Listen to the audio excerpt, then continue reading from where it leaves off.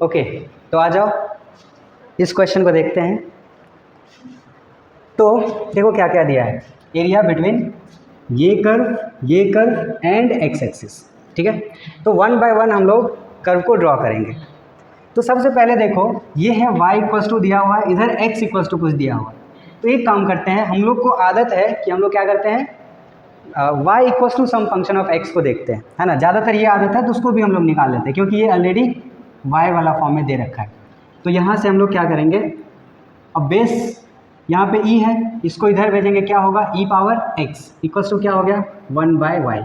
यहाँ से y का वैल्यू निकालो तो क्या आ गया 1/e पावर x, यानी कि e पावर -x। तो अपने पास जो दो कर्व है वो कौन कौन सा है, एक तो ये है y equals to e power -x और दूसरा कर्व क्या है y equals to log of x plus e। ठीक है, ओके। तो अब ड्रॉ करते हैं पहले।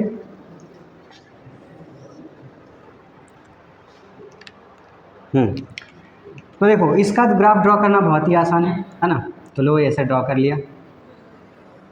ठीक है, तो ये वाला पॉइंट कौन सा होता है 0,1। ठीक है, अब मेन जो टारगेट है अपना, मेन जो सोचना है कि कैसे ग्राफ को ड्रॉ करें, ये सेकंड वाला फंक्शन जो है।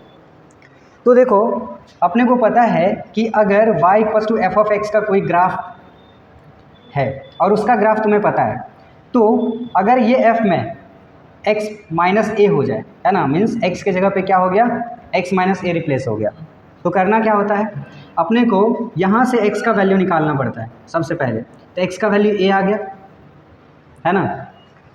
तो अपने को पता है अगर f ऑफ x का ग्राफ तुम्हें पता हो तो y equals to F of x minus A का ग्राफ क्या करना होगा, अपने को ग्राफ बनाना है y equals to F of x का ही, लेकिन कहाँ पे x इक्वल्स टू a पे। ठीक है, तो x इक्वल्स टू a पे ग्राफ किसका बनाना है, f ऑफ x का, जब भी ऐसा कुछ ट्रांसफॉर्मेशन हो तो। ठीक है, अच्छा अपने पास जो फंक्शन है y equals to log of x plus e, है ना, बेस में। तो सबसे पहले हम लोग सोचेंगे कि y equals to log x with base e, इसका ग्राफ कैसा होता है। तो ग्राफ इसका तो अपने को पता है ऐसा कुछ होता है, ये वाला पॉइंट कौन सा होता है 0,1,0। ठीक है, अच्छा तो अब की बार हुआ क्या है, इसमें x के जगह पे x प्लस ई रिप्लेस हो गया है ना, यानी कि यहाँ से अगर तुम x का वैल्यू निकालो x plus e equals to 0, x का वैल्यू क्या आ गया माइनस ऑफ ई, है ना। यानी कि अपने को ग्राफ बनाना है log x का, लेकिन कहाँ पे x इक्वल्स टू माइनस ई पे। ठीक है, तो ये रहा 0, minus E means 2 point something, तो 3 से तो कम होगा, है ना। इधर रहा -3, तो माइनस ई यहाँ पे कहीं पे होगा। ठीक है, तो इस लाइन को ड्रॉ कर लेते हैं, यानी कि अब की बार अपने को ग्राफ ड्रॉ करना है log x का, लेकिन कहाँ पे माइनस ई पे। क्या इतना तक क्लियर है। ठीक है, तो ये ग्राफ ड्रॉ कर लो।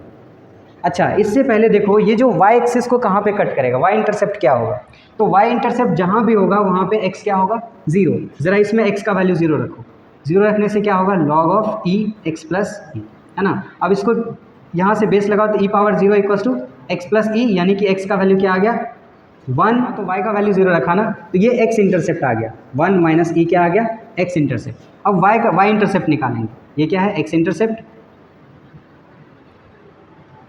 ठीक है, अब निकालेंगे हम लोग y इंटरसेप्ट, है ना। तो y इंटरसेप्ट में क्या होता है x का वैल्यू 0, ज़रा x का वैल्यू 0 रखो, तो क्या होगा log ऑफ 0 प्लस ई, है ना, बेस में e, यानी कि ये क्या आने वाला है 1। तो यानी कि ये जो ग्राफ होगा वो 1 से ही कट होके जाएगा। ठीक है, तो चलो जल्दी से ड्रॉ कर लेते हैं, ऐसा कुछ ग्राफ होगा। ठीक है, ये अपना ग्राफ है y equals to log of x plus e with base e. ठीक है, अब देखो ये ग्राफ ड्रॉ हो चुका है। अब देखो इसमें बोल क्या रहा है, ये कर्व एंड एक्स एक्सिस से।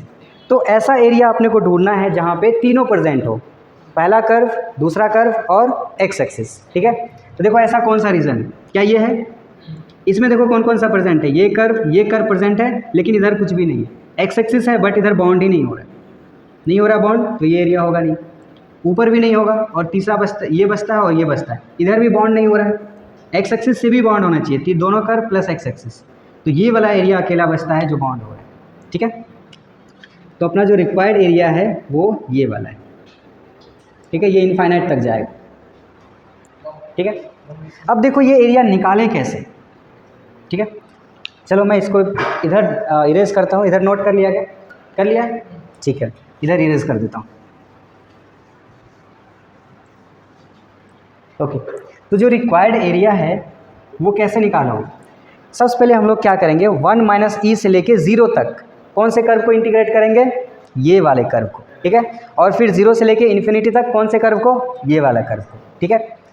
तो अपना जो रिक्वायर्ड एरिया है वो है 1 माइनस ई से 0 तक और फिर log of x plus e, है ना, with base E D x, और प्लस फिर यहाँ से क्या करोगे, 0 से इन्फिनिटी तक e power minus x D x. क्या इतना तक कोई दिक्कत है? ये इस बार हम लोग कौन सा मेथड लगा रहे हैं? ऐसा जिसमें हम लोग x पे स्ट्रिप डाल रहे हैं, ये वाला स्ट्रिप डाल रहे हैं, ठीक है, ऐसा स्ट्रिप डाल रहे हैं। ये लेंथ dx है और ये y है, ठीक है। हम लोग y पे स्ट्रिप डाल के भी कर सकते हैं क्या? ज़रा सोचो। ये क्योंकि इधर इनफाइनाइट की ओर जा रहा है तो बड़ी मुश्किल होगी, इसलिए हम लोग x पे ही रखें, ठीक है। अच्छा, अब सोचो ये log ऑफ x प्लस ई को इंटीग्रेट कैसे किया जाए? तो अपने को पता है कि integration of log x with base e, है ना, इसका इंटीग्रेशन कैसा होता है? x log x, है ना, और माइनस एक्स, ठीक है। लेकिन यहाँ पे x नहीं है, x प्लस ई है, तो ये e को क्या करते हैं ना, गायब कर लेते हैं। चलो तो पुट कर लेते हैं x प्लस ई को t, डिफ्रेंशिएट करो dx इक्वल्स टू dt। अब क्योंकि सब्सटीट्यूट किए हो तो इसको लिमिट भी चेंज करो। जब x का वैल्यू 1 माइनस ई तो t का वैल्यू क्या है इसमें पुट करो, तो t का वैल्यू कितना होगा? x का वैल्यू 1 माइनस ई रखोगे तो ये 1, और जब x का वैल्यू 0 तो t का वैल्यू e। यानी कि इस बार अपने को जो इंटीग्रेट करना है वो कहाँ से कहाँ तक? 1 से लेके e तक, और ये log ऑफ t dt, कोई दिक्कत नहीं है। और प्लस इसका इंटीग्रेशन तो अपने को पता है e power minus x divided by minus 1, तो इसमें लिमिट रख लेते हैं 0 से इन्फिनिटी, ठीक है। अब इसमें करो, ये क्या होगा?